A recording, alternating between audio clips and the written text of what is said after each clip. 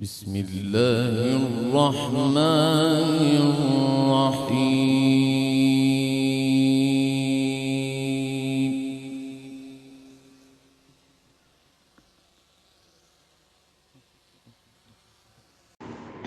اعوذ باللہ من الشیطان الرجیم بسم اللہ الرحمن الرحیم۔ السلام علیکم خیران، امید ہے کہ آپ سب لوگ آن لائن ہو جائیں گے اور اس لیکچر کو سنیں گے۔ اور آج جو لیکچر میں دے رہی ہوں وہ نہج البلاغہ کی جو ہے وہ خطبہ نمبر 3، ٹھیک ہے، جسے خطبہ شفیہ کہتے ہیں۔ اور اس سے متعلق میں آپ لوگوں کو بتاؤں گی کہ یہ خطبہ کس سلسلے میں دیا ہے مولا نے، اور اس میں کس چیز کا شکوہ کیا گیا ہے۔ بیسیکلی مولا نے شکوہ کیا ہے، اور یہ شکوہ ان کا جو ہے وہ اس وقت کے لوگوں سے ہے کہ انہوں نے کس طرح سے مولا کی خلافت پر قبضہ جما لیا تھا۔ تو آپ لوگ سب آ جائیں آن لائن، ذرا اچھا رہتا ہے، پھر اس میں کوشچن آنسر سیشن بھی چلتا ہے تو اچھے ذہن اور کھلتا چلا جاتا ہے، پھر اور چیزیں آپ پہ واضح ہو جاتی ہیں۔ تو آپ سے لیکچر جو ہے وہ ٹیوزڈے اور ویڈنسڈے کو کریں گے، کیونکہ منڈے کو بہت زیادہ کام ہو جاتا ہے، بہت زیادہ معاملات ہو جاتے ہیں اس وجہ سے۔ اور آپ لوگ سب کا شکریہ جنہوں نے میری خیریت پوچھی اور میرے لیے دعا کی۔ اللہ کا شکر ہے میں ٹھیک ہوں اور آپ لوگوں کے ساتھ اب آن لائن ہوں۔ تو انشاءاللہ ابھی بس میں 2 منٹ میں یہ خطبہ آپ لوگوں کے ساتھ شروع کرتی ہوں کہ مولا اس میں کیا کچھ بیان فرما رہے ہیں۔ 2 کتابیں بڑی اہم ہیں، ایک مانی الاخبار، اس کے اندر بہت سارے آپ کے ہمیں جن باتوں کا معنی ایگزیکٹ نہیں پتہ ہے وہ اماموں کے قول کے حساب سے مانی الاخبار میں، اور علل الشرع اس کے اندر ان میں مطلب کیوں کیا کیسے کا جو ہے سوال کیا گیا ہے شرائع الشرع میں، ان میں یہ دونوں کو بیان کیا گیا، وہ لکھتے ہیں۔ پھر اس خطبے کا مسئلہ یہ ہے کہ اس کے اندر ان تینوں کی مذمت کی گئی ہے، تو اہل سنت اس کو نہیں مانتے ہیں، اس کو جو ہے وہ صحیح نہیں سمجھتے ہیں، لیکن ہمارے ہاں اس کی کوئی مسئلہ نہیں ہے۔ اس کی سند جو ہے وہ شیخ مفید، استاد سید رضی اور سید مرتضیٰ نے اپنے اس خطبے کو جو ہے کتاب ارشاد، جس کا موضوع شرح حال ائمہ اطہار ہے، میں ذکر کیا ہے۔ انہوں نے کتاب جمل اور جو جنگ جمل کے بارے میں خطبہ شفیہ کو ذکر کرنے سے قبل کچھ اس طرح فرمایا ہے کہ فرماتے ہیں کہ یعنی یہ خطبہ اتنا مشہور ہے کہ کسی دلیل کا محتاج ہے، اتھینٹک ہے، اس میں کوئی مسئلہ ہی نہیں ہے۔ یہ اس کتاب کا جو ہے اس میں انہوں نے کتاب الارشاد جو ہے اس کے اندر انہوں نے بتایا ہے۔ 2 کتابیں بڑی اہم ہیں، ایک مانی الاخبار، اس کے اندر بہت سارے آپ کے ہمیں جن باتوں کا معنی ایگزیکٹ نہیں پتہ ہے وہ اماموں کے قول کے حساب سے مانی الاخبار میں، اور علل الشرع اس کے اندر ان میں مطلب کیوں کیا کیسے کا جو ہے سوال کیا گیا ہے شرائع الشرع میں، ان میں یہ دونوں کو بیان کیا گیا، وہ لکھتے ہیں۔ پھر یہاں پہ مولا کا دوسرا جملہ آ رہا ہے کہ میرا خلافت میں وہی مقام ہے جو چکی کے اندر اس کی کیل کا ہوتا ہے، یعنی کہ چکی کے اوپر نیچے 2 کہا جائے ویلز ہوتے ہیں، پتھر کے بڑے بڑے ویلز ہوتے ہیں، لیکن یہ دونوں ایک دوسرے سے کس طرح منسلک ہوتے ہیں؟ صرف ایک کیل کے ذریعے۔ اس میں ایک کیل جو ہے ایک کہا جائے کہ وہ کیل ڈالی جاتی ہے، قطب کہہ لیں اسے یا کیل کہہ لیں، جس کے ذریعے سے جو ہے یہ دونوں ایک دوسرے سے کے حساب سے چل رہی ہوتی ہیں اور ادھر ادھر نہیں جاتی ہیں، جو کام ہے اس کو بہتر طریقے سے انجام دیتی ہیں۔ اگر وہ کیل نکل جائے یا ٹوٹ جائے تو کیا ہوتا ہے کہ دونوں چکیاں آپس میں متوازن نہیں رہتی ہیں، ایک دوسرے پہ قائم نہیں رہتی ہیں، بلکہ ادھر ادھر ہو جاتی ہیں۔ تو مولا بھی ارشاد فرما رہے ہیں کہ میرا جو مقام تھا اتنا، یعنی کہ اہم ترین مقام تھا، اہم ترین مقام تھا کہ چکی کے کیل کی مانند، یعنی کہ کوئی چیز اپنی جگہ پہ قائم ہے، اس کے قائم رہنے کی وجہ جو ہے وہ حضرت علی علیہ السلام تھے۔ 2 کہا جائے کہ پارٹوں کو، 2 پارٹ ہیں چکی کے، 2 پارٹ ہوتے ہیں، ان پارٹوں کو قائم رکھنے۔ اب ہم چکی کی بات کر رہے ہیں تو یہاں مثال دی ہے مولا نے کہ خلافت جو ہے وہ دو الگ الگ پارٹ تھے، ٹھیک ہے، لیکن خلافت کے اندر میرا مقام کیا تھا کہ میں اس کا مرکز تھا. لیکن انہوں نے کیا کیا کہ اس مرکز پہ رہنے کے بجائے اس مرکز کو غصب کیا اور کیا ہے کہ زبردستی خلافت کا لبادہ اوڑھ لیا ہے، پہن لیا ہے. پھر مولا ارشاد فرماتے ہیں کہ میں وہ کوہ بلند ہوں جس پر سے سیلاب کا پانی گزر کر نیچے گر جاتا ہے اور مجھ تک پرندہ پر نہیں مار سکتا.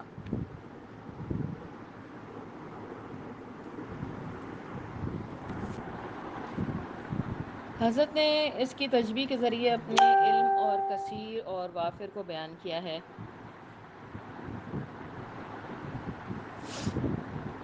یعنی کہ مولا کا علم اور تقوی اور مقام، رشتہ داری، تعلق اور اسلام کے اندر جو ان کا مقام، لوگوں میں ان کا مقام، ہر لحاظ سے ان کا مقام تمام کہا جائے کہ ایز کمپیئر ٹو حضرت ابوبکر بہت کہیں بہت زیادہ تھا.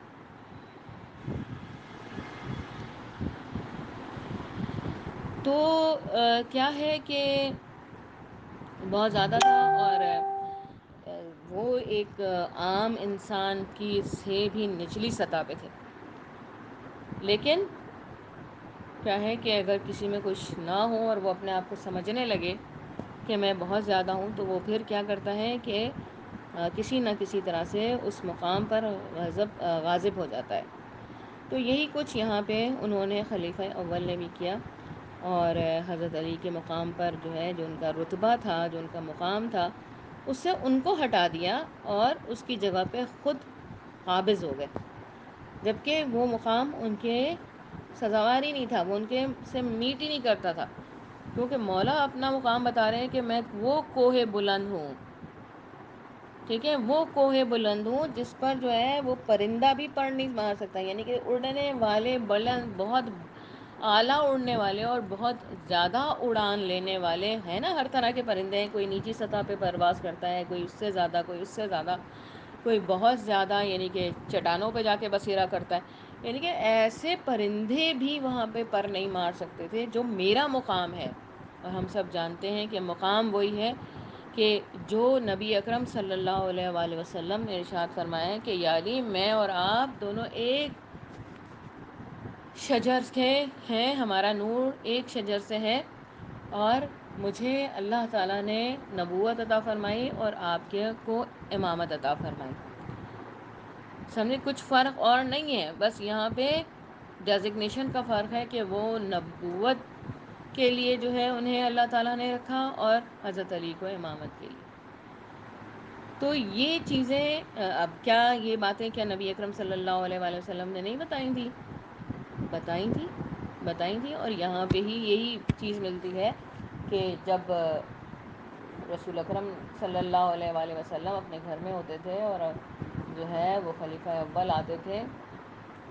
اور حضرت علی بھی موجود ہوتے تھے گھر میں، تو وہ مسلسل جو ہے حضرت علی کے چہرے پہ نظر کرتے تھے، جبکہ ماشاء اللہ سے ان کی اپنی بیٹی بہت خوبصورت تھی. لیکن جب یہ سوال ہوا، ان کی بیٹی نے ان سے سوال کیا کہ کیا بات ہے بابا، جب آپ آتے ہیں اور علی ہوتے ہیں تو آپ علی کے ہی چہرے پہ نظر رکھتے ہیں؟ کہا کہ نبی اکرم نے ارشاد فرمایا ہے کہ علی کے چہرے کو دیکھنا عبادت ہے. پھر 1,25,000 صحابہ کے درمیان میں اعلان بھی کر دیا، من کنتُ مولا فھذا علی مولا. یہ سب سے پہلے لوگ تھے جنہوں نے جا کے جو ہے مولا کی بیعت کی ہے، خیمے میں داخل ہوئے اور سب سے کہا بخن بخن کہ یا علی ابن ابی طالب، آپ کو مبارک ہو، مبارک ہو، ٹھیک ہے، کہ آپ کو جو ہے مولا کا لقب دیا گیا، مولا بنا دیا گیا آپ کو، سب کا، ہمارے تمام مومنین کا مولا بنایا گیا آپ کو. تو یہ ساری چیزیں عظمت حضرت علی کو بتانے کے لیے رسول اللہ صلی اللہ علیہ وآلہ وسلم نے ہمیشہ بتایا ہے. اب یہی بات دیکھیں کہ جب بستر رسول پہ سوئے، لیکن آیت وہ آ گئی کہ ان کا ایک ساتھی ان کے ساتھ تھا، تو آج بھی لوگ اسی آیت کو اپنا جو ہے وہ بنا لیتے ہیں مرکز کے. جی ان کے لیے یہ آیت نازل ہوئی، جبکہ آپ اگر اس آیت کے کانٹیکس کو دیکھیں تو وہ آیت باقاعدہ نظر آ رہی ہیں کہ انہوں نے رونا دھونا شروع کر دیا، اور یہ وہ سب کچھ جو ہے وہ ان کے اگینسٹ جاتا تھا. لیکن بات کیا ہے کہ بغض علی جو ہے، بغض علی وہ ہمیشہ سے ان کے دلوں میں تھا. تو اس وجہ سے جو ہے وہ سمجھ نہیں آتی تھی. پھر دروازہ بند کروا دیا سب کا. اللہ تعالیٰ نے وحی کی کہ یا نبی آپ ارشاد فرما دیں کہ سب اپنا دروازہ بند کر لیں سوائے علی کے دروازے کے، یا آپ کا دروازہ یا علی کا دروازہ، یہی دو کھلا رہے گا. ٹھیک ہے نا، کسی اور کا دروازہ وہاں نہیں کھلے گا. تو بس کیا ہے کہ لوگوں نے بولا آ کے، سمجھے، سب کو پیغام دلایا، سب نے بند کر لیا. کچھ لوگوں نے چوں چا کی جو کہ کرتے تھے ہمیشہ سے. تو یہ جو ہے یہ خطبہ اسی لیے مذمت اور مسالک کا بنتا ہے کہ یہاں پہ حضرت نے خود جو ہے، اچھا مسئلہ یہ ہے کہ ہمارے اماموں کے ہاتھوں کی لکھی ہوئی کوئی بھی کتاب موجود نہیں ہے. یہ عجیب بات ہے کہ اماموں نے کوئی کتاب تحریر نہیں کی ہے. یہ جو بھی ہوا ہے ان کے اصحاب کے ذریعے سے ہم لوگ تک پہنچا ہے. اب اگر لوگ کہیں کہ جی شیعہ صاحب کو نہیں مانتے ہیں تو ہمارے پاس تو ساری کتابیں ہیں اصحابوں کی، ہم تو سارا کچھ جو ہے وہ اصحابوں کے ذریعے سے حاصل کر رہے ہیں. خیر، تو یہ یاد کر لیجئے کہ یہ اس لیے یہاں پہ مذمت کی ہے. حضرت علی نے شکوہ کیا ہے، حضرت علی نے شکایت کی ہے کہ میرے حق کو کھایا گیا ہے، میرے حق کو غصب کیا گیا ہے. میں خلافت کا سزاوار تھا، میں خلافت کا حقدار تھا، میں خلافت کے لیے تھا. لوگوں نے میرے اس مقام کو غصب کر کے اور خود اس کو زبردستی جو ہے وہ حاصل کر لیا. مولا ارشاد فرما رہے ہیں کہ میں نے خلافت کے آگے پردہ لٹکا دیا اور اس سے پہلو تہی کر لی اور سوچنا شروع کیا کہ اپنے کٹے ہوئے ہاتھوں سے حملہ کروں یا اس بھیانک تیرگی پہ صبر کر لوں جس میں سن رزیدہ بالکل ضعیف اور بچہ بوڑھا ہو جاتا ہے. اب دیکھنا ہے کہ مولا نے کیسے یہاں پہ پہلو تہی کی ہے کہ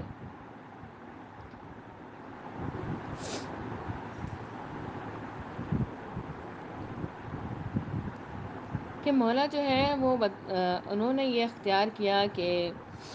وہ نخلستانوں کا رخ کرتے اور کاشتکاری کرتے. یعنی کہ انہوں نے اپنے اس خلافت کے حق کو جو ہے غصب ہونے کے بعد سے کیسے برداشت کیا اور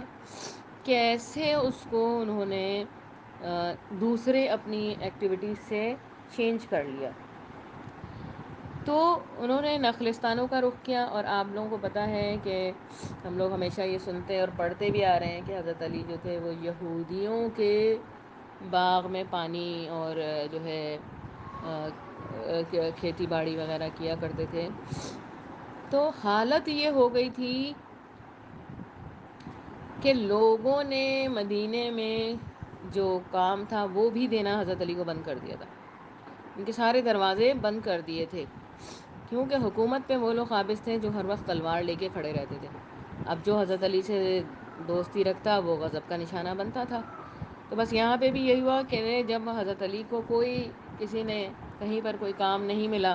تو حضرت علی نے نخلستانوں کا رخ کیا، باہر جا کے یہودیوں کے ہاں کام کیا. مطلب یہ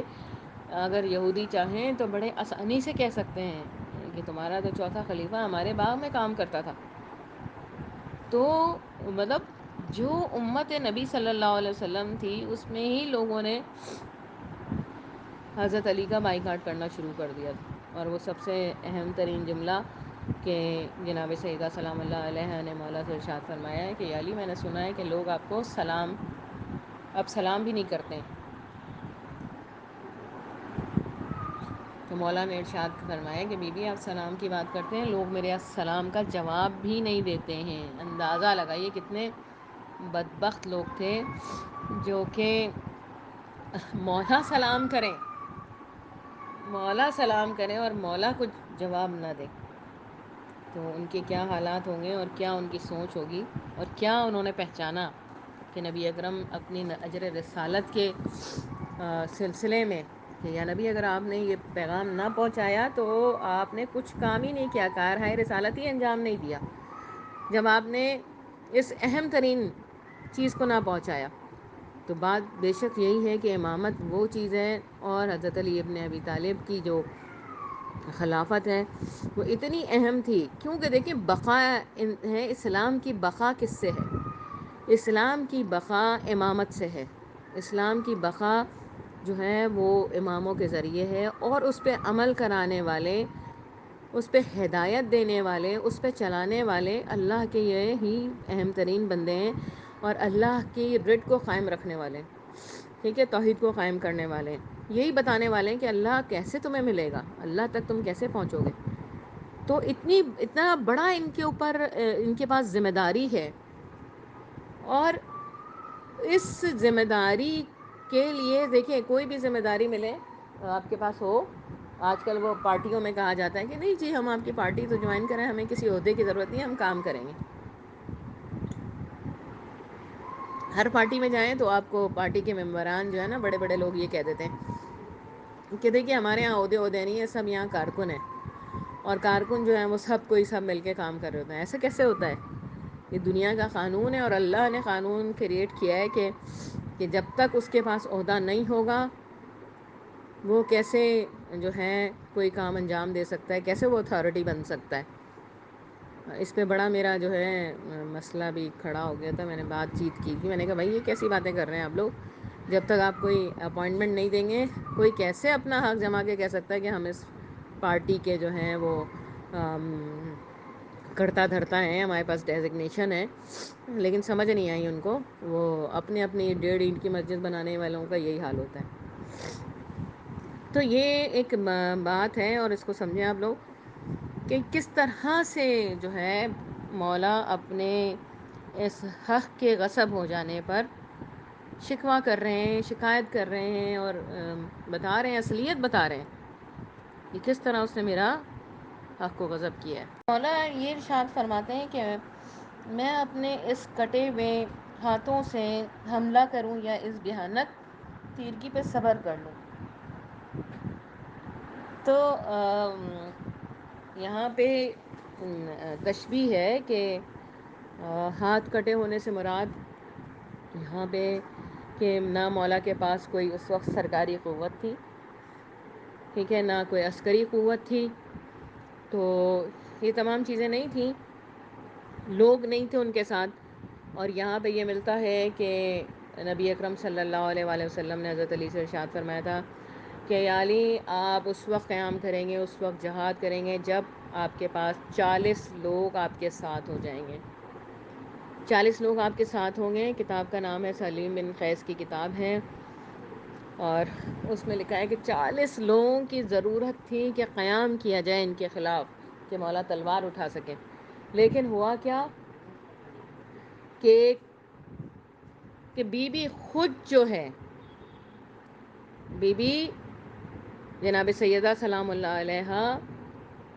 سمجھے اپنی زندگی کے یہ جو 75 دن ہیں، کہیں 75 ہیں، کہیں 3 مہینے ہیں، کہیں 6 مہینے ہیں، لیکن 3 مہینے پہ بات آتی ہے کہ 90 دن زندہ رہیں۔ تو کیا ہے کہ اس 3 مہینوں میں بی بی کا یہ کام تھا کہ روزانہ رات کو اپنے بچوں کے ساتھ حضرت علی کے ساتھ نکلتی تھیں، اور انصار مدینہ کے دروازوں کو کھٹکھٹاتی تھیں کہ تم تو میرے بابا کے انصار ہو، ٹھیک ہے، ان کے اوپر زیادہ تھا بی بی کا اعتماد۔ لیکن کیا ہے کہ روزانہ رات کو نکلتی تھی بی بی اور کہتی تھی کہ دیکھو صبح ہو تو علی کے ساتھ تلوار لے کے آ جانا، علی کے ساتھ ہو جانا رہا صبح کو۔ اور یہی بی بی کا جب تک بی بی جو ہے وہ بستر پہ نہیں آ گئی، جب تک یہی کچھ جو ہے بی بی نے اپنا، دیکھیے جہاد کی قسمیں ہیں، جہاد کی موٹیویشن دینا بھی جہاد ہے۔ تو بی بی نے یہ جہاد کیا کہ حضرت علی کا ساتھ دینے کے لیے 40 لوگوں کو جمع کرنے کے لیے، لیکن اس مدینے کے اندر 40 لوگ ایسے نہیں آئے جو حضرت علی کا ساتھ دے سکتے، 40 لوگ نہیں جمع ہوئے۔ مطلب جہاد کی بھی حد ہے کہ کتنے لوگ ہوں گے تو جہاد کیا جائے. تو حضرت 40 لوگ نہیں ہو سکے، جمع نہیں ہو سکے، جبکہ عظمت جناب سیدہ سلام اللہ جانتے ہیں کہ بی بی صبح کو دن میں عورتوں کو بلاتی تھیں اور رات کو جو ہے وہ خود جا کے دروازہ، مطلب عظمت بطول کو سمجھنے والے سمجھ سکتے ہیں کہ ہر گھر پہ بی بی گئی ہیں، اور ہر گھر پہ جا کے کھٹکھٹا کے، اور لوگ کہتے تھے یہ سیدہ ہے، یہ اتنی بوڑھی، کمر جھکی ہوئی جن کی، جو کہ لاٹھی لے کے چل رہی ہیں. یقین نہیں آتا تھا لوگوں کو. اور اپنے ازواج کا جائے سے پوچھتے تھے وہ سب کہ بھئی یہ جناب سیدہ ہے، یہ ہے، یہ تو اتنی بوڑھی سے ہیں. تو اندازہ لگائیں کہ یہ مظالم ایسے ہیں کہ جو کہ خلافت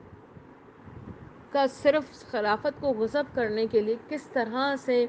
کہ ان کو اتنا پیس دیا جائے، اتنا دبا دیا جائے کہ یہ اٹھ ہی نہ سکیں. اور لوگوں نے بھی ان کا ساتھ دینے کے بجائے سرکار کا ساتھ دیا، سو کالڈ خلافت کا ساتھ دیا، جو کہ اس کی حقدار نہیں تھی. اچھا، اب جو ظاہر غاصب ہوتا ہے وہ ہر طرح سے اپنی حکومت کو قائم رکھنے کی کوشش کرتا ہے، اور ان کے ہرکارے بیسیکلی جو تھے وہ حضرت عمر تھے. تو کیا ہوا ہے کہ وہ ہر وقت تلوار لے کے کھڑے ہو جاتے تھے اور لوگوں کو تلوار سے ڈراتے تھے. میری نظر میں کوئی ایسا نہیں گزرا اب تک کہ کسی کو اس تلوار سے انہوں نے مار دیا ہو، کیونکہ خود ایک ڈرپوک انسان تھے. لیکن کیا ہے کہ لوگوں کو اس تلوار سے ڈرایا ہوا تھا. اور وہ لوگ بھی کتنے عجیب تھے کہ تلوار کی کاٹ انہیں نظر نہیں آئی حضرت علی کی. جو جنگوں میں ساتھ گئے تھے، جو خیبر پہ فخر کرتے تھے، جو بدر پہ فخر کرتے تھے، انہوں نے حضرت علی کی تلوار کی کاٹ بھلا دی تھی اس وقت. اور پھر مولا ارشاد فرماتے ہیں، کیا اندھی تاریکی پہ صبر کروں، ایسی تاریک جس میں بوڑھا شخص شکستہ اور ناچار اور بے بس ہو جاتا ہے، جس میں بچے بوڑھے ہو جاتے ہیں، جس میں صاحب ایمان شخص رنج و مشقت کے ساتھ اپنے ایام عمر گزار دیتا ہے. پھر مولا ارشاد فرما رہے ہیں کہ اس بھیانک تیرگی پہ صبر کر لوں جس میں سن رسیدہ جو ہے بالکل ضعیف اور بچہ بوڑھا ہو جاتا ہے. تو بات یہ ہے کہ معاشرہ جو ہے وہ تاریکی میں تھا، جہالت میں ڈوب چکا تھا، اور لیکن حضرت علی سب کچھ جانتے تھے کہ وہ مولا ارشاد فرماتے ہیں کہ اگر حملہ کروں تو قدرت اور طاقت حاصل نہیں، اگر صبر کرتا ہوں تو لوگوں کو ضلالت اور گمراہی میں چھوڑنا پڑتا ہے، اور یہ مجھے گوارا نہیں. بس عجیب کیفیت ہے، شش و پنج کی کیفیت ہے کہ جو اختیار مولا کو ملا ہوا ہے اس کو امپلیمنٹ کرنا چاہتے ہیں، لیکن لوگ اس قابل نہیں رہے کہ اس کو کریں. انہوں نے اس گھر کے چھوڑ دیا جو ہدایت کے منبع تھے، اس سینٹر کو چھوڑ دیا انہوں نے، اور دوبارہ وہ تاریکی میں چلے گئے. وہی جہل ان پہ دوبارہ آ گیا، اور اب وہ حیران تھے کہ وہ خود بھی کیا کریں. اور مولا اس سچویشن سے نکالنے کے لیے پریشان تھے کہ اگر میں ان پہ حملہ کروں گا تو مجھے میرا یہ ساتھ نہیں دیں گے، اور اگر میں اس بات پہ صبر کرتا ہوں تو یہ مجھے جینے نہیں دیں گے کہ علی آپ نے ہماری ہدایت نہیں کی. اور اس بات کا ہے کہ مولا نے خود ارشاد فرمایا کہ میں جو ہوں، مجھے لوگ اس طرح سمجھتے ہیں کہ میں خلافت کا حریص ہوں. ٹھیک ہے، اگر میں خلافت کے لیے اٹھاتا ہوں قدم تو یہ سمجھتے ہیں کہ میں جو ہے وہ خلافت کا حریص ہوں، اور اگر میں اس پہ بات نہیں کرتا ہوں تو مجھے بزدل کہا جاتا ہے. تو مطلب یہ ایک شش و پنج کی کیفیت تھی، اور مولا نے اس پہ صبر کیا. اور یہ ایک مشکل کام تھا کہ جو کچھ ان کے لوگوں کے دین اور ایمان کی حفاظت تھی، تو وہ چاہتے بھی تھے لیکن لوگ بھی خود اس قابل نہیں تھے. تو مولا کو اس وقت بہت زیادہ کہا جائے کہ اندازہ لگائیں کہ مجھے اب یہ بات سمجھ آتی ہے کہ بی بی نے جو اس وقت کہا نا کہ میں اپنے بابا سے جا کے کہوں گی کہ مجھ پہ اتنے مظالم ڈھائے گئے، اگر روشن دن پہ ڈھائے جاتے تو وہ کالی راتوں میں تبدیل ہو جاتا. تو یہ بات مجھے اب سمجھ آتی ہے کہ یہ مظالم تھے کہ بندے انسان جو ہے اس کے لیے کچھ کرنا بھی مشکل ہے کہ کر نہیں پا رہا ہے، اور نہ کرنے پہ اسے لوگ نہیں چھوڑ رہے. تو اندازہ لگائیے کہ یہ جو کیفیت ہوتی ہے وہ کس قدر سخت کیفیت ہوتی ہے. تو اس کیفیت کے اندر یہ نہیں تھا کہ یہ حضرت علی علیہ السلام کی خلافت کا مسئلہ تھا، یا ایک آفس کا کام تھا یا سرکاری کام تھا، نہیں، یہ پورے جناب سیدہ سلام اللہ علیہ کے گھر کو افیکٹ کر رہا تھا. یہ بی بی کو خبر دے رہا تھا کہ الٹیمیٹ جو ہے یہ حسین کی شہادت متوقع ہے اس سے. تو بیوی نے اپنے کام کو یہاں پہ رکھا، اور حضرت علی اپنی سچویشن پوری یہاں پہ بتا رہے ہیں لوگوں کو، کہ رہتی دنیا تک لوگوں کو پتہ لگے کہ میں کس طرح سے اس میں سرگردہ رہا. مولا ارشاد فرما رہے ہیں کہ پس میں نے صبر کیا حالانکہ میری آنکھ میں کانٹا کھٹک رہا تھا اور میرے حلق میں ہڈی پھنسی ہوئی تھی، اور میں نے رسول اللہ صلی اللہ علیہ وآلہ وسلم سے حاصل شدہ اپنی میراث کو لٹتے ہوئے دیکھا. اندازہ لگائیے کہ رسول اللہ صلی اللہ علیہ وآلہ وسلم کی میراث کا سب سے زیادہ حقدار یہی گھر تھا، یہی گھرانہ تھا، اور دیا بھی رسول اللہ صلی اللہ علیہ وسلم نے، لیکن انہوں نے غضب کیا. اور مولا کیا ارشاد فرما رہے ہیں، مطلب اندازہ لگائیے کہ ان کا اپنا ہونے کے باوجود مولا کا صبر یہ ہے کہ میری آنکھ میں کانٹا کھٹک رہا ہے اور میرے حلق میں ہڈی پھنسی، یعنی کہ کوئی آپ کو سکون کہیں کسی طور پہ بھی نہیں مل رہا ہے. تو کہ آپ جو ہے مسلسل جو ہے وہ رنج و محن میں مبتلا رہے، لیکن کیا ہے کہ آپ نے صبر کیا ہے، صبر کرتے رہے، دیکھتے رہے کہ آپ کی میراث لٹ رہی ہے، آپ کا جو ہے وہ خلافت لٹ گئی ہے،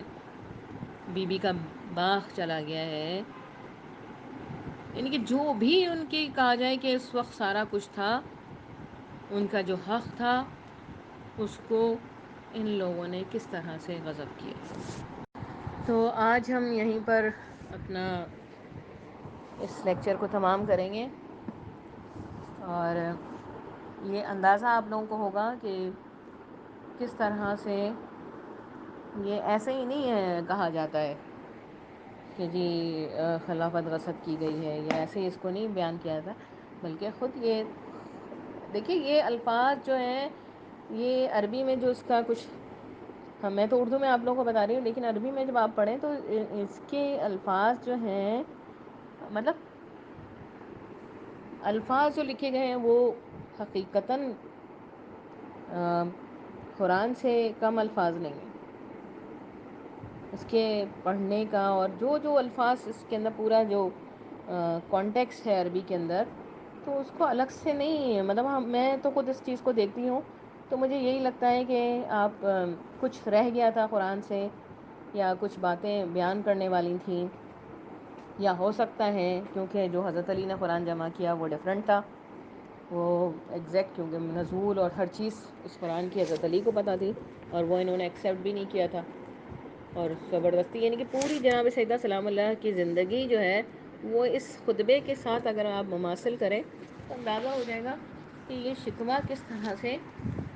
کیسا شکوہ کیا گیا ہے، کہ اور مولا کی حالت کیا تھی اس وقت، کہ وہ علی جو تلوار اٹھا کے ایک اشارے پہ نبی کے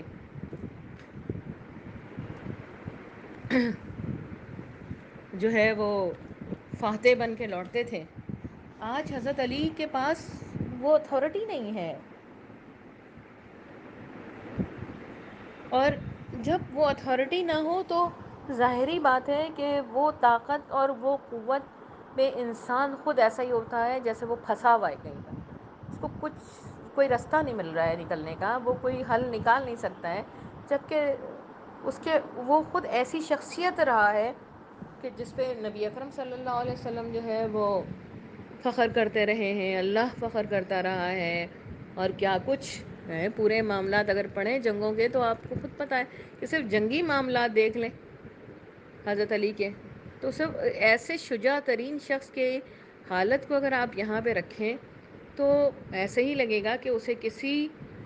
بند کمرے میں بند کر دیا گیا ہے جس سے وہ نہیں نکل سکتا ہے، جس میں اس کی سانس بھی نہیں آ رہی ہے اور وہ زندہ بھی رہنا چاہتا ہے۔ سمجھے لوگ آ کے کھٹکھٹا کے کہتے بھی ہیں کہ بھائی فلاں مسئلے کا حل بتا دو، وہ بتا بھی رہا ہے لیکن اس کو مان بھی نہیں رہے۔ تو یہ آج نہیں، یہ میں آپ کو اب بتا دوں کہ یہ آج بھی ہمارے معاشرے میں ان لوگوں کے ساتھ ہو رہا ہے جو صاحب علم اور قابلیت میں اپنا رکھتے ہیں، یہ آج بھی ہو رہا ہے، یہ صرف اس وقت نہیں ہوا ہے حضرت علی کے ساتھ۔ جو حضرت علی کے فالوورز ہیں، جو حضرت علی کو چاہتے ہیں، ان کے تعلیمات پہ چلتے ہیں اور اہل علم ہیں، ان کے ساتھ آج بھی یہی کیفیت ہے۔ بڑے بڑے نام ہیں لیکن کہیں نظر نہیں آتے وہ۔ تو یہ اندازہ لگائیے آپ کہ ہمارے اپنے لوگ بھی اسی قسم کی حرکتیں کرتے ہیں،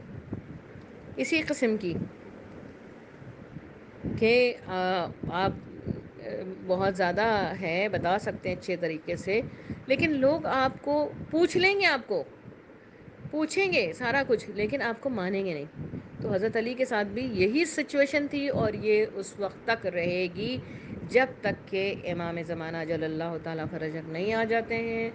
یہ کیفیت ہر اس انسان کے ساتھ رہے گی جو مولا کا فالوورز ہے، جو علم کے ساتھ ہے اور جو صحیح رستے پہ چل رہا ہے، اس کے ساتھ ہمیشہ رہے گی۔ اور اس کے ساتھ اس کے اپنے لوگ جو ہیں، وہ اپنے ہی تھے نا سارے، امت رسول اللہ صلی اللہ علیہ وسلم تھی، کہاں ساتھ آئے؟ آج بھی اس کے اپنے ہوں گے تو وہ بھی اسی طرح سے رہیں گے۔